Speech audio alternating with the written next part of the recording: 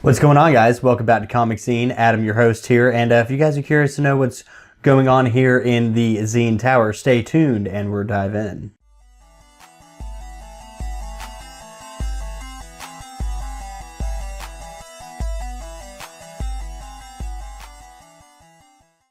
What's going on, guys? This isn't really a new segment, but I'm going to start doing Origins of probably about once a week, and starting off this new Origins of, I guess, segment, even though I've done Origins of characters before, but I'm actually giving it like a title and whatnot. Starting off this Origins of is a new character, Hero, that has been brought to the CW, the network where I get all my live action, nerdy, kind of like teen / soaps, whatever shows, all my DC CW shows. And yeah, they brought a new character, which I think is going to tie into all these other shows. But this character's name would be Black Lightning. Now, just to give you a rundown on Black Lightning, I'm going to give you like a little bit of his backstory and when he was created and all that good stuff. So Black Lightning is a superhero published by DC Comics in April of 1977.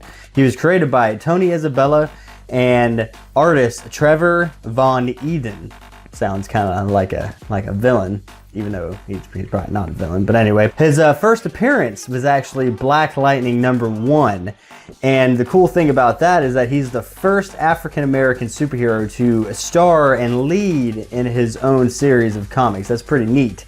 And he wasn't the first black superhero, but one of the first ones in DC Comics to star in his own series of comic books. Now, just a little bit about him. He is a metahuman, which means he either something happened to him that altered his genetics, or he was born with these powers, kind of like a mutant, but hey, this is the DC universe, not the Marvel universe. His alter ego is Jefferson Pierce. Now, I'm going to give you a little rundown of his powers that he has. He is able to manipulate and generate electricity. He is able to transport via electricity. He can generate a force field of electricity. He's an expert in martial arts. That's pretty neat, so he can whoop your ass while he shocks you. He is, I guess you could say, Olympic athlete like level. Like he's a master in martial arts, and he has athletic abilities, probably like not abilities, but properties or whatever, to where, like, you know, he's probably physically fit, can run. And that being said about the Olympic level abilities, he is also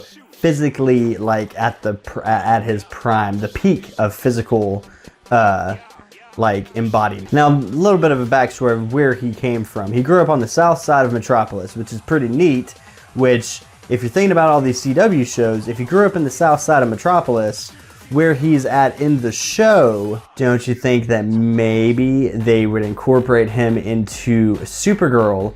Or there's a fun little fact about him, talking about, you know, him being a metahuman. He was also affiliated with the Outsiders. Now, I don't know if you guys are, you know, informed about the Outsiders, but the Outsiders is a kind of like a C, maybe B or C grade like superheroes, and they're all metahumans, and the Outsiders is kind of like a Justice League, but not really, because they're not as popular as the Justice League.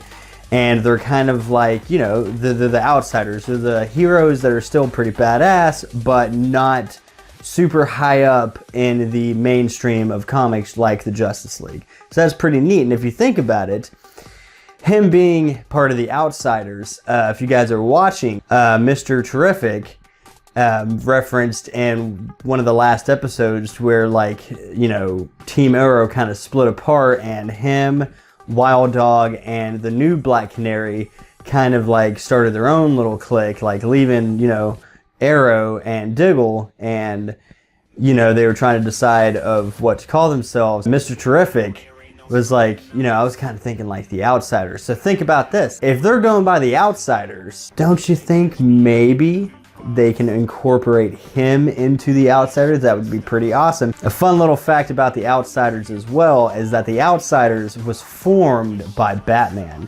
And if you go back and like check out some Outsider comic books, a lot of the time it's going to say Batman and the Outsiders. So that's pretty neat. Anyway, back to his little bio. So like I said, he grew up on the south side of Metropolis, and this part of town, I guess, is kind of like the hood, kind of like just, you know, like slums, and they even called it the suicide slums. Now, something happened which, you know, he moved away, but because of a death in the family, I believe it is, he came back to his hometown, which in turn, you know, he came back and he grew up and later becomes the principal of the high school, like the main high school in his part of town. Now, him being born a metahuman, and, you know, probably at his, you know, in his time, you know, growing up a metahuman, he probably had to suppress and hide his powers since he was a teenager.